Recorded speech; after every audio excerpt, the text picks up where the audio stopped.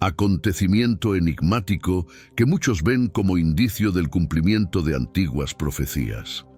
Las calles, antes testigos de fervor religioso, ahora reflejan una atmósfera de ansiedad. Surge entonces el interrogante: ¿cuál es el motivo real de estos eventos? Diversas historias se tejen, cada cual más cautivadora que la última. ¿Estamos acaso ante la materialización de las Escrituras sagradas? Más crucial aún, ¿cuál es el impacto en aquellos que deciden permanecer? En este clima de inquietud emocional prevalece el impulso de escapar. Sin embargo, algunos consideran esto como un llamado a mantenerse vigilantes. Según las Escrituras, en momentos de adversidad, la verdadera naturaleza de la fe es puesta a prueba y se revela. Así, mientras los cuestionamientos aumentan, las respuestas quizás estén más próximas de lo que pensamos.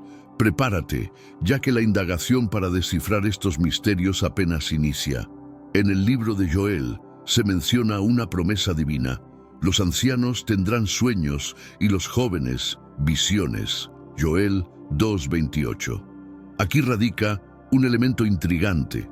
Algunos de estos sueños y visiones están ocurriendo en personas de fe musulmana. Los hechos que se despliegan son realmente asombrosos. Evangelistas en el Medio Oriente reportan que numerosos musulmanes, tras tener visiones de Jesús, están adoptando la fe cristiana. Este fenómeno también se observa en Gaza, una zona plagada de conflictos y adversidades. A pesar de las circunstancias difíciles, más de 200 musulmanes han experimentado conversiones significativas, impactados por el influjo transformador de la figura de Jesús y modificando drásticamente sus vidas. Un acontecimiento asombroso parece estar desplegándose, mostrando el poder infinito de la gracia divina. Recientemente, la Christian Broadcasting Network, CBN, difundió una historia acerca de un programa de televisión titulado Reflections, desarrollado por el evangelista del Medio Oriente, Ham Farah. Este programa ha logrado conectar con numerosos musulmanes y Farah relata que muchos espectadores le cuentan sobre sueños o visiones en los que aparece Jesús. Este hecho es significativo, pues evidencia que Dios tiene la capacidad de alcanzar los corazones humanos, incluso en regiones donde la difusión del Evangelio enfrenta grandes obstáculos. Puede surgir la interrogante sobre por qué Jesús elige revelarse a estas personas en este momento, y de qué manera el Evangelio puede penetrar en áreas donde proclamar otra creencia es ilegal. La explicación es clara. Jesús está enviando a sus discípulos a estos territorios, plenamente consciente de los peligros que incluyen persecución y, en algunos casos, hasta la muerte. Este fenómeno está, efectivamente, teniendo lugar. Pero primero comparte este video con alguien que aprecies. Nuestra misión más grande en la tierra es difundir la palabra del Señor. ¿Sabías que muchas personas carecen de conocimiento debido a la falta de contenido adecuado? Envíalo a este grupo de WhatsApp y públicalo en Facebook. Estoy seguro de que no te arrepentirás. Si te gustan videos como este, comenta abajo "Quiero más". Así sabrás si realmente te gusta y definitivamente verás más contenido similar. Volviendo al tema principal, numerosos cristianos en Gaza están poniendo en juego sus vidas para asistir a los musulmanes en una región caracterizada por sus severas adversidades y riesgos. De los aproximadamente 2 millones de habitantes, solo 1.000 son cristianos, repartidos entre la Iglesia Ortodoxa griega y la Iglesia Católica romana. Sin embargo, lo que realmente asombra es cómo Dios está revelando formas milagrosas para manifestarse y ofrecer esperanza a los musulmanes, incluso en un entorno de gran sufrimiento. Gaza, asolada por conflictos, es escenario donde muchos palestinos reportan sueños y visiones de Jesús, un testimonio palpable de la intervención divina en los lugares más inusitados. Esto resalta cómo el poder divino puede manifestarse de formas inesperadas y sin límites. Desde la estrella que guió a los magos hacia el niño Jesús, Mateo 2, 1-2, hasta los eventos actuales en Gaza, se evidencia que Dios actúa de maneras extraordinarias, incluso en circunstancias desesperadas.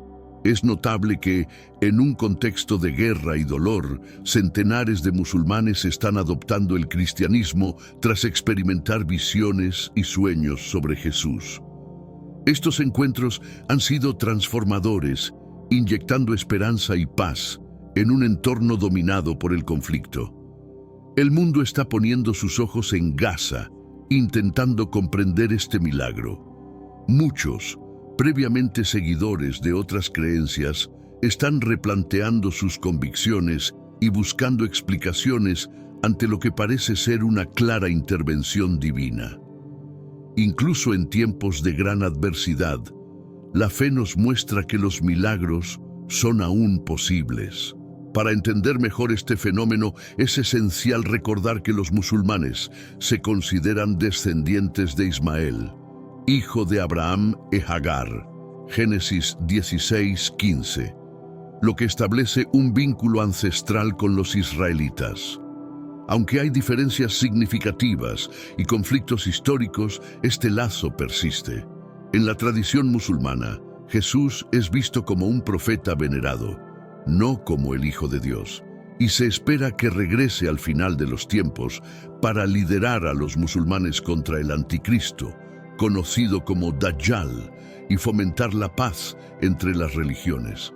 Aunque esta visión es diferente de la cristiana, es importante considerar esta perspectiva mientras analizamos los eventos actuales, ya que nos ayuda a entender la gran narrativa en curso.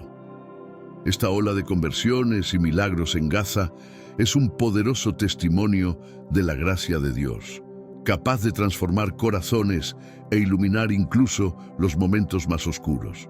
Ahora que estás al tanto de estos detalles, veamos cómo Cristo se ha revelado a muchos musulmanes a través de los sueños. Esto ha ocurrido por dos razones principales. La primera es la persecución. En muchas regiones, aquellos que no siguen el Islam enfrentan grandes dificultades. Las personas que se convierten al cristianismo, por ejemplo, pueden perder sus hogares, ser separadas de sus familias, sufrir abusos y, en algunos casos, ser arrestadas o incluso ejecutadas. El segundo motivo está relacionado con el profundo respeto que los musulmanes tienen por los sueños. Ellos creen que los sueños son una manera directa de comunicarse con Dios, una línea directa con el cielo. Nosotros los cristianos también creemos que Dios puede comunicarse a través de los sueños, como lo demuestran varios pasajes de la Biblia. Para los musulmanes, los sueños tienen un profundo significado sagrado, lo que agrega una capa de importancia espiritual a los eventos que se desarrollan en Gaza. Enfrentando desafíos cotidianos inimaginables, los residentes de Gaza viven en una zona donde la adversidad es constante. La Franja de Gaza, una estrecha porción de tierra entre Israel y Egipto con salida al mar Mediterráneo, ha estado en el centro de conflictos debido a su posición clave. Desde 1948, cuando comenzó el conflicto moderno, mientras la región estaba bajo mandato británico, Gaza ha sido predominantemente habitada por musulmanes árabes, junto con minorías de judíos y cristianos. En un pasaje del libro de los Hechos de los Apóstoles, capítulo 8, se describe cómo Felipe, guiado por una visión divina, se dirigió hacia Gaza, un sitio considerado peligroso incluso en aquel tiempo. En ese viaje, Felipe se encontró con un etíope que buscaba comprender las Escrituras. Este relato subraya la relevancia de compartir la enseñanza divina con aquellos que buscan entenderla, aún en lugares remotos y hostiles. Conectando esto con la situación contemporánea, la historia de la negación de Pedro, narrada en los 4 evangelios, se hace paralela a las experiencias de muchos musulmanes que se encuentran con Cristo. Estos individuos a menudo enfrentan negación, dudas y desafíos severos, especialmente bajo persecución.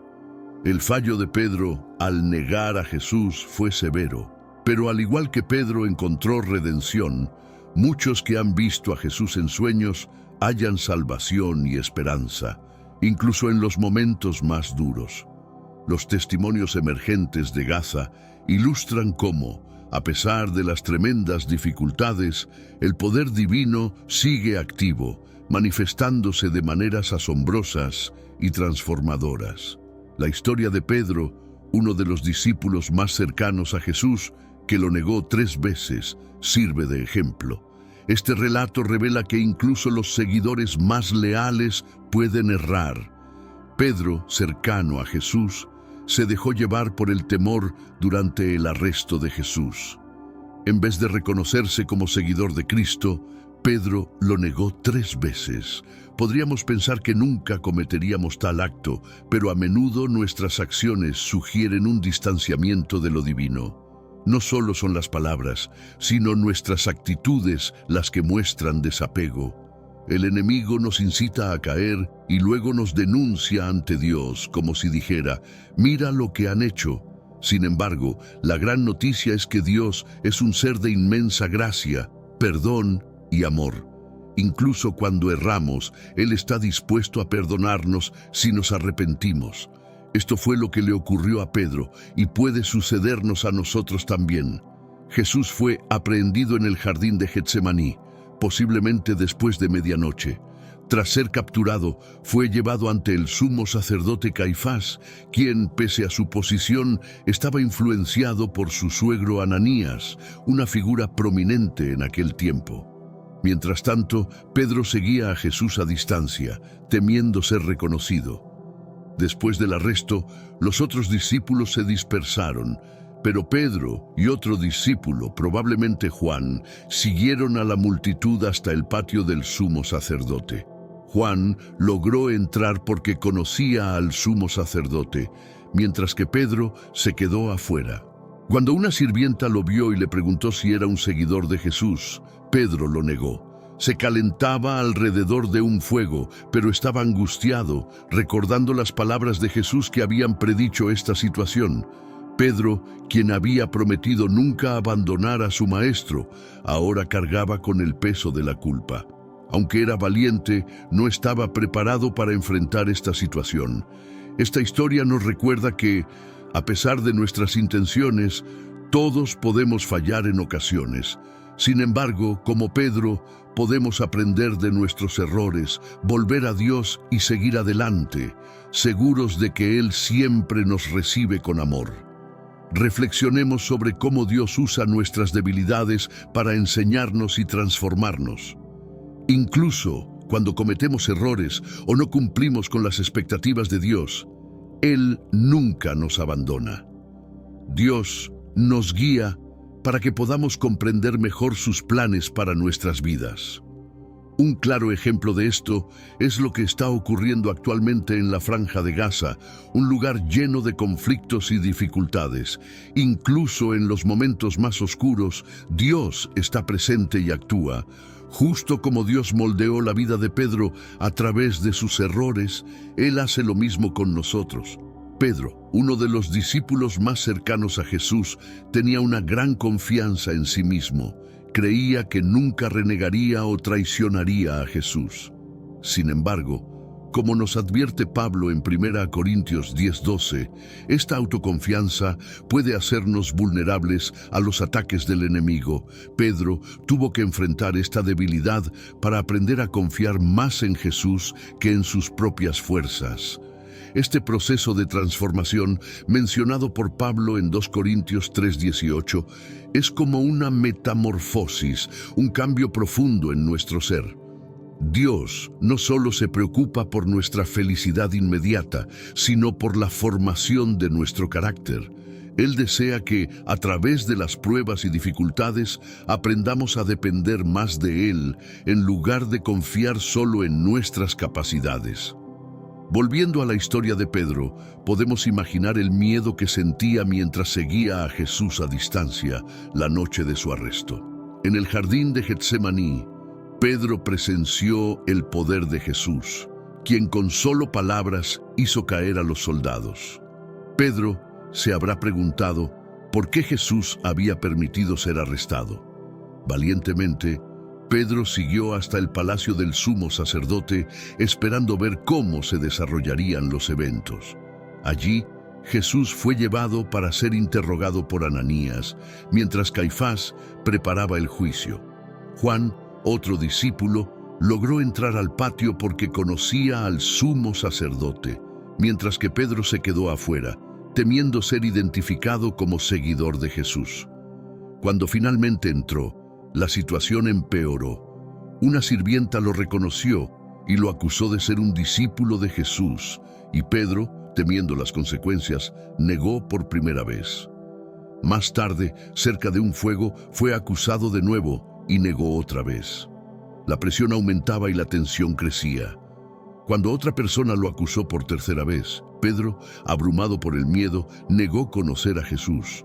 Estaba tan aterrorizado que prefirió mentir antes que enfrentar las consecuencias. Este relato nos recuerda que, incluso cuando fallamos, Dios está siempre listo para perdonarnos y ayudarnos a crecer. Él nunca nos abandona. Incluso en tiempos de prueba, Dios está moldeando nuestro carácter para hacernos más fuertes y confiados en Él.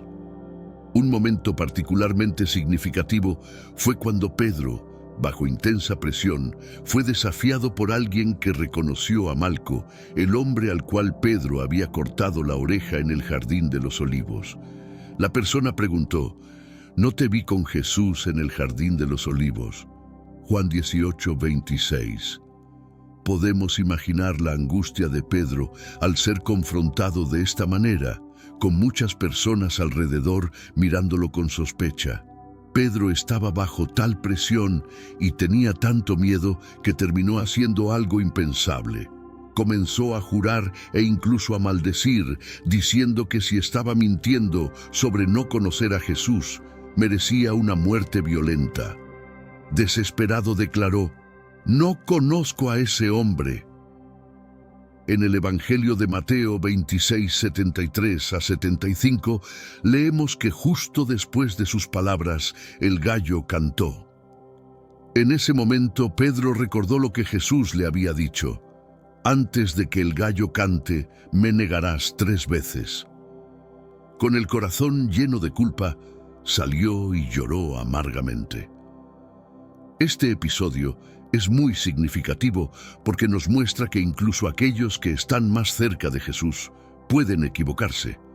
Sin embargo, también nos enseña que Dios, con su inmensa gracia, está siempre listo para restaurarnos, incluso cuando caemos. Podemos imaginar cómo ese fue uno de los momentos más difíciles en la vida de Pedro. En el relato de Lucas 22, 59 a 62, vemos que, aproximadamente 1 hora después, otra persona reconoció a Pedro y afirmó que había estado con Jesús. Pedro, nervioso, negó de nuevo: «No sé de qué estás hablando». Inmediatamente después, el gallo cantó, y Jesús, que era llevado por otro lado, miró directamente a Pedro. Esa mirada fue profunda y penetrante, y Pedro recordó inmediatamente la profecía de Jesús. «Antes de que el gallo cante, me negarás 3 veces». Esto lo devastó. El gallo cantó de nuevo y Pedro, consciente de haber fallado exactamente como Jesús había predicho, quedó destrozado. Imagina el peso que sintió al darse cuenta de que, a pesar de haber prometido ser fiel hasta el final, había traicionado a su maestro. En ese momento, mientras Jesús era llevado para enfrentar el juicio, Pedro fue abrumado por el dolor y el remordimiento. La palabra griega usada para describir la mirada de Jesús es hemo, que indica una mirada profunda y penetrante. Esa mirada atravesó el corazón de Pedro, recordándole todas sus promesas de lealtad. Sin embargo, en lugar de mantener su palabra, falló miserablemente. Destrozado por la culpa, Pedro salió del patio, llorando amargamente, como alguien que llora la pérdida de un gran amigo. Por supuesto, reflexionemos un poco sobre esto. Un reconocido predicador expresó que se revela la auténtica naturaleza de las personas en los instantes de mayor adversidad y oscuridad. Dios emplea estas situaciones para descubrirnos nuestra verdadera esencia. ¿Por qué permitió Dios que Pedro enfrentara este desafío? ¿Y por qué los evangelistas relataron estos acontecimientos con tanto detalle? La respuesta reside en el propósito divino. No solo busca mostrarnos el fallo, sino que quiere que entendamos la importancia del arrepentimiento sincero y de la humildad. Dios busca un corazón arrepentido, como lo demostró Pedro en su transformación. Los evangelistas no solo destacan el error de Pedro, sino su redención y su arrepentimiento profundo. Aunque quizás no hemos negado a Jesús con palabras, frecuentemente lo hacemos con nuestros actos y decisiones. El mensaje de esta historia es claro. Se trata de la gracia, la misericordia y el perdón de lo divino. La historia de Pedro nos enseña que Dios tiene el poder de liberarnos de las acusaciones del enemigo, ofreciendo perdón. Al igual que Pedro recibió perdón, nosotros también podemos experimentar esta gracia en nuestras vidas. Aunque el dolor a veces parezca insoportable, se convierte en un instrumento poderoso para nuestro crecimiento. Es en los momentos más difíciles, cuando nuestra arrogancia y autosuficiencia se desmoronan, que vemos a Jesús con mayor claridad y humildad. El Salmo 51:17 ilustra bien este concepto. Los sacrificios de Dios son el espíritu quebrantado. A un corazón contrito y humillado, oh Dios, no despreciarás. Esta quebradura representa una genuina humildad ante Dios. Pedro, en su arrepentimiento, estaba completamente vulnerable, y es en este estado donde Dios realiza grandes transformaciones, trayendo sanación y redención. Dios frecuentemente utiliza nuestras dificultades y sufrimientos como herramientas para moldear y refinar nuestro carácter, preparándonos para la eternidad con Él. Cuando enfrentamos adversidades, Él nos está enseñando lecciones valiosas, incluso cuando no las percibimos en ese momento. Si estás atravesando tiempos difíciles, como la pérdida de un ser querido, problemas económicos o desafíos al criar a tus hijos, pregunta al Espíritu Santo: Señor, ¿qué deseas enseñarme a través de esta situación? ¿Cómo puedo responder de una manera que te honre? ¿Cómo puedo confiar más en ti durante este proceso? Todos enfrentamos distintas batallas, pero Deuteronomio 32:36 nos ofrece consuelo. Juzgará Jehová y su pueblo, y tendrá misericordia de sus siervos, cuando vea que su poder ha desaparecido y que no queda esclavo ni libre. Esto nos recuerda que incluso cuando llegamos al límite de nuestras fuerzas y nuestras reservas se agotan, Dios está con nosotros, listo para sostenernos. Él permite que lleguemos a un punto en que nuestras fuerzas se agoten, para que aprendamos a confiar plenamente en Él. En este estado de total dependencia, el Espíritu Santo actúa, fortaleciéndonos y enseñándonos a depositar toda nuestra confianza en Dios.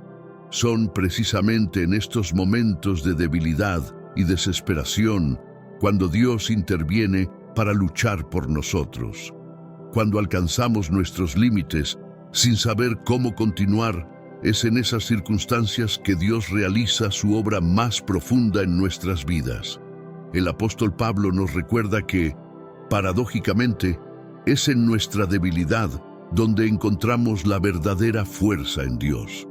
En 1 Corintios 1, 27 a 29, aprendemos que Dios elige lo que parece débil y despreciado a los ojos del mundo para manifestar su poder y grandeza. Él utiliza nuestras fragilidades como plataformas para revelar su fuerza, demostrando que su majestad se revela justamente cuando nos sentimos más vulnerables, cuando tocamos fondo, sin alternativas y con nuestros recursos agotados. Es el momento ideal para que Dios actúe poderosamente en nosotros. En este estado de total dependencia, podemos experimentar una verdadera liberación, confiando plenamente en su control y permitiendo que Él nos guíe y sostenga. En el libro de Jeremías encontramos una ilustración significativa. Dios envía a Jeremías a la casa de un alfarero para transmitirle una lección. Jeremías observa al alfarero mientras moldea el barro en la rueda, formando cuidadosamente una pieza.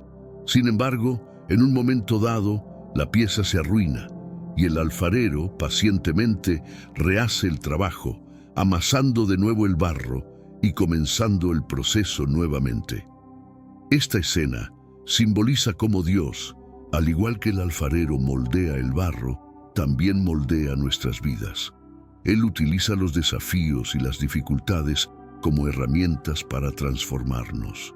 Si estamos dispuestos a escuchar y aprender, podemos reconocer su mano modelando nuestro carácter, incluso en medio de las dificultades. Quizás Dios nos está enseñando a desarrollar integridad, compasión, paciencia y otras virtudes que nos acercan a su carácter. Lo que más desea es un corazón humilde y sometido, dispuesto a ser transformado por Él. Es a través de este corazón quebrantado que Dios realiza sus obras más grandes, formándonos para reflejar mejor su amor y carácter. Pero, ¿qué significa realmente estar quebrantados? La ruptura es un proceso profundo y transformador, donde Dios nos ayuda a dejar de lado el orgullo y la autosuficiencia, llevándonos a depender completamente de Él. Podemos imaginar esto como el proceso de modelado de un alfarero, donde Dios, con firmeza y delicadeza, moldea nuestras vidas, ajustándonos para que podamos confiar completamente en Él. Este proceso de rendición y confianza en Dios es lo que nos permite crecer y ser transformados a su imagen, como se menciona en Isaías 64:8. Pero ahora, oh Señor, tú eres nuestro Padre, nosotros somos el barro, y tú nuestro alfarero, todos nosotros somos obra de tus manos.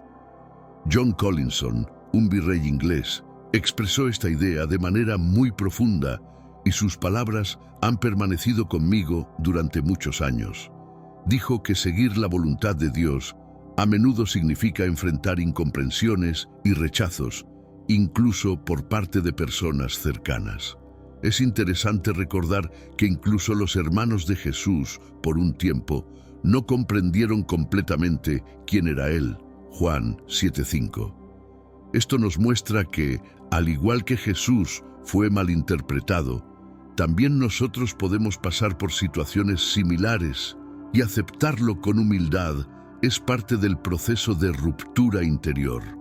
Cuando somos malinterpretados o acusados injustamente y optamos por permanecer en silencio como hizo Jesús cuando fue falsamente acusado, Mateo 26:63, estamos experimentando el proceso de ser moldeados por Dios. Dejar que Él defienda nuestra causa, sin resentimiento ni autoprotección, es confiar en que su justicia prevalecerá. Esto nos recuerda que al renunciar a defendernos, estamos permitiendo que Dios revele su sabiduría y su plan en nuestras vidas. Si alguien recibe una oportunidad o un puesto que deseábamos y nos deja al margen, es una prueba de ruptura interna. Aceptar esta situación con humildad, sin amargura, nos coloca en el camino que Jesús recorrió cuando fue elegido en lugar de Barrabás. Lucas 23:18-25. Esto nos enseña a confiar en los propósitos de Dios, incluso cuando no entendemos completamente el porqué de ciertas cosas.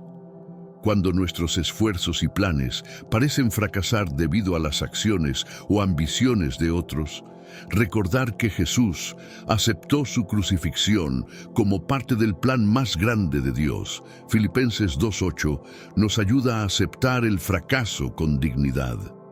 Jesús nos mostró que, incluso cuando todo parece ir mal, Dios sigue en control y tiene un propósito más grande en marcha. Si para estar en paz con Dios necesitamos confesar nuestros errores o hacer restituciones, recordemos que Jesús se humilló hasta la muerte en la cruz. Filipenses 2:8. Aceptar la vergüenza o la exposición de nuestros errores es parte de la ruptura interna y nos acerca más a Dios, purificándonos y restaurando nuestra comunión con Él. Cuando enfrentamos injusticias debido a nuestra fe, recordemos que a Jesús le quitaron sus vestiduras y las sortearon. Mateo 27:35. Aprender a aceptar la pérdida de bienes materiales e incluso del estatus, con gratitud, muestra que estamos siendo transformados. Dios nos enseña que nuestro valor no reside en las cosas de este mundo, sino en Él. Si alguien nos trata de manera imperdonable y recordamos que Jesús pidió al Padre que perdonara a aquellos que lo crucificaron, Lucas 23:44, estamos desafiados a practicar el perdón. Perdonar como Dios nos perdona es un reflejo de su amor y su misericordia, y nos moldea para ser más como Cristo. Cuando las expectativas de las personas a nuestro alrededor, hijos, nietos, amigos, son más de lo que podemos soportar y reflexionamos sobre lo que dijo Jesús. Esto es mi cuerpo que por vosotros se da. Lucas 22:19. Comprendemos que la verdadera ruptura interna implica darse a los demás. Reconocer nuestros límites y dejar que Dios guíe nuestras vidas es la esencia de la ruptura interna. Ahora, una pregunta final para la reflexión. ¿Qué crees que Dios está intentando enseñarte a través de las experiencias que estás viviendo en este momento? ¿Puedes identificar las lecciones que está transmitiendo? Si es posible, comparte tus reflexiones con tu grupo o con la cámara. Este es un momento para abrir el corazón y reconocer lo que Dios está enseñando. Avancemos y reflexionemos sobre lo que sucedió a Pedro después de la resurrección de Jesús. Hoy nos concentramos en la vida de Pedro, pero es importante considerar también cómo fue restaurado.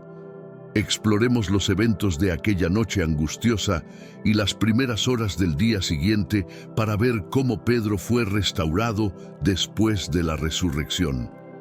El Señor había dicho a los discípulos que lo encontraran en Galilea, como está escrito en Mateo 28:10. En los días siguientes a la resurrección, los discípulos comenzaron el largo viaje de 80 millas hacia Galilea. Imagina lo difícil que debió ser para ellos, especialmente para Pedro, ya que tomaría al menos 3 días completar el viaje. Sin caballos o medios de transporte rápido, el viaje era bastante desafiante. Mientras caminaba con los otros discípulos, Pedro debía estar lleno de pensamientos y sentimientos contradictorios. Sabía que había negado a Jesús y luchaba con la culpa. Quizás no se sentía digno de estar junto a los otros discípulos. Pero Dios, conociendo el corazón herido de Pedro, se aseguró de que recibiera una invitación especial para encontrarse con Jesús en Galilea. Cuando los ángeles aparecieron a las mujeres en la tumba vacía y dijeron, «No está aquí, ha resucitado», imagina el alivio y la ansiedad de Pedro al escuchar esto. Lucas 24:6. Sabía que no podría escapar del encuentro con Jesús y estaba nervioso, pensando en el enfrentamiento que tendría lugar. Todos enfrentamos momentos en los que debemos confrontar nuestros errores y pensar en el futuro, enfrentando las consecuencias, ya sea confesando a alguien o a Dios. A menudo tememos el enfrentamiento, pero enfrentar nuestros errores es crucial para el crecimiento espiritual. El enemigo intenta convencernos de que estamos derrotados y que nunca seremos dignos nuevamente. Quiere que permanezcamos paralizados y que creamos que no podemos cambiar. Sin embargo, cuando nos levantamos de nuestros pecados, buscamos la reconciliación con Dios y aprendemos a ser humildes y agradecidos, comenzamos a confiar más en Él. Nuestros fracasos no nos derrotan, nos fortalecen y nos ayudan a crecer, trayendo mayor humildad y dependencia del Señor. Dios usa estos momentos difíciles para moldearnos y acercarnos a Él. La manera en que reaccionamos a nuestros errores puede realmente cambiar el curso de nuestra vida. En lugar de permitir que nuestros errores nos detengan, debemos usarlos como un estímulo para avanzar y continuar nuestro camino de fe. Ahora, imagina a Pedro, después de un largo viaje de 3 o 4 días hasta Galilea, esperando encontrarse con Jesús. Pedro comenzó a sentir el deseo de volver a su vida anterior como pescador. Los pescadores tienen un vínculo especial con el mar y la pesca. Es como si una parte de ellos siempre deseara estar cerca del agua, incluso cuando están siguiendo otro camino. Juan, el apóstol, relata que Pedro decidió volver a pescar e invitó a los otros discípulos a unirse a él. Subieron a la barca, pero esa noche no pescaron nada. A la mañana siguiente, Jesús apareció en la playa y con un tono casi burlón, preguntó si tenían pescado. Juan 21:5. Es claro que Jesús sabía que no habían pescado nada. Para un pescador, no pescar nada puede ser un poco vergonzoso, como si no lograr pescar fuera un signo de fracaso. Es común que un pescador no quiera admitir que no ha capturado nada, ya que esto podría verse como un fracaso personal. En ese momento, Jesús utilizó la ocasión para enseñar a Pedro una lección importante sobre la confianza y la renovación. Cuando enfrentamos nuestros desafíos y fracasos, tenemos la oportunidad de aprender, crecer y avanzar con fe y determinación. Podemos reflexionar sobre lo que podemos aprender del camino de Pedro y cómo Dios nos moldea a través de nuestras debilidades y fracasos. Incluso después de su negación, Pedro fue llamado por Jesús a un encuentro y una renovación. Al igual que Pedro, también nosotros estamos llamados a superar nuestras dificultades y confiar en la renovación que Dios ofrece.